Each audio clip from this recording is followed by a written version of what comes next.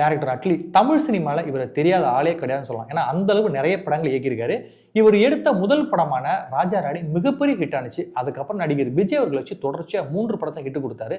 தெரி, மெர்சல், பிகில் இந்த 3 படமும் வசூல் ரீதியாகவும் ரசிகர்கள் திருப்திப்படுத்தும் விதமாகவும் மிகப்பெரிய ஹிட்டா அமைஞ்சது. தமிழ்ல இவர் இயக்கி நடிகர் விஜய் அவர்கள் நடிச்சு மிகப்பெரிய ஹிட்டான தெரி அப்படிங்கிற படத்தை ஹிந்தியில வருண் தவான், கீர்த்தி சுரேஷை வச்சு பேபி ஜான் அப்படிங்கிற பேர்ல எடுத்துட்டு வராரு. இந்த படத்துக்கு இவர் தான் ப்ரொடியூஸ் பண்றாரு. கேலிஸ் அப்படிங்கிற டைரக்ஷன் பண்ணிட்டு வராரு. இந்த படத்துக்கான ப்ரமோஷன் நிறைய இடங்கள்ல பண்ணிட்டு வர்றாரு. அப்படி ஒரு விதமா இந்தியால மிகப்பெரிய பிரபலமான ஒரு ஷோனா the great Indian Kapil show அப்படிங்கிற நிகழ்ச்சியில இந்த படத்தோட ப்ரமோஷனுக்காக டைரக்டர் அட்லி, வருண் தவான், கீர்த்தி சுரேஷ் எல்லாருமே கலந்துக்கிறாங்க. அந்த ஷோல தொகுப்பாளர் அட்லி கிட்ட ஒரு கேள்வி கேட்கிறாரு. நீங்க மிகப்பெரிய ஸ்டாரை சந்திக்கும் போது அட்லி எங்க இருக்காரு அப்படின்னு யாராவது உங்களை பார்த்து கேட்டிருக்காங்களா? இந்த கேள்வியை நம்ம சாதாரணமாக எடுத்துக்க முடியாது. இது சாதாரண கேள்வியே கிடையாது. ஒன்னு அவர் உருவத்தை பார்த்து கேட்கிறாருன்னு அர்த்தம், இல்லைன்னா ஒரு நிறத்தை பார்த்து கேட்கிறாருன்னு அர்த்தம். ஏன் கருப்பா இருக்கிறவங்க டைரக்ஷன் பண்ணக்கூடாதா? கருப்பா இருக்கிறவங்க மிகப்பெரிய ஹிட்லாம் கொடுக்க முடியாதா? அதுக்கு வெள்ளையா தான் இருக்கணும் அப்படிங்கிற ஏதாவது பாகுபாடு இருக்கா? அப்படிலாம் கிடையாது இல்ல. அன்னைக்கு படுத்து கிடந்த பாலிவுட்டை கொஞ்சமாவது நிமித்தினது அட்லி தான். ஜவான் அப்படிங்கிற படத்தை 1000 கோடிக்கு மேல கலெக்ட் பண்ணது இவரோட படம் தான். அது வரைக்கும் மிகப்பெரிய நடிகர்கள் யார் படமும் ஓடவே இல்லை. ஷாருக் கானோட படம் தான் மிகப்பெரிய ஹிட் ஆனிச்சு. அதுக்கு காரணமே அட்லி தான். அட்லியோட டைரக்ஷன்ல தான் அந்த படம் வெளிவந்து மிகப்பெரிய ஹிட் ஆனிச்சு. இது எல்லாருக்குமே தெரிஞ்சது. இதெல்லாம் தெரிஞ்சுக்கிட்டு அந்த தொகுப்பாளர் அவர்கிட்ட ஒரு கேள்வி கேட்கிறார். இப்படி ஒரு கேள்வி கேட்கும்போது அவர் எதையுமே ஒரு பெருசாவே எடுத்துக்கல, சாதாரணமா தான் எடுத்துக்கிட்டு அதை கூலா தான் பதில் சொல்றாரு. அது என்ன பதில்னா, நான் சினிமால சான்ஸ் தெரிய அலைஞ்சிட்டு இருக்கும் போது டைரக்டர் முருகதாஸை போய் பார்த்தேன். முருகதாஸ் என்னோட கதையை தான் பார்த்தாரு, என்னோட திறமையை பார்த்தாரு, என்னோட உருவத்தையோ நிறத்தையோ அவர் பார்க்கவே இல்லை.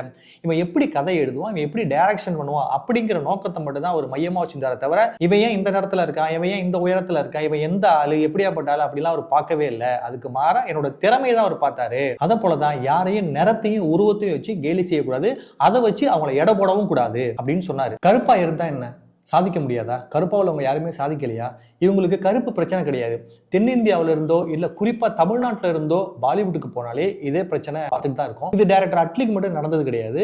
ஏஆர் ரஹ்மான் அவர்களுக்கு முன்பு நடந்திருக்கு. ஒரு மேடையிலேயே அவமானப்படுத்தப்பட்டாரு. ஏஆர் ரஹ்மான் தமிழ் சினிமால இருந்து ஹிந்திக்கு போய் மிகப்பெரிய படங்கள், அதாவது நிறைய பட்ஜெட் படங்களுக்கு மிகப்பெரிய பாடல்களை கிட்டு கொடுத்தவர் தான் ஏஆர் ரஹ்மான்.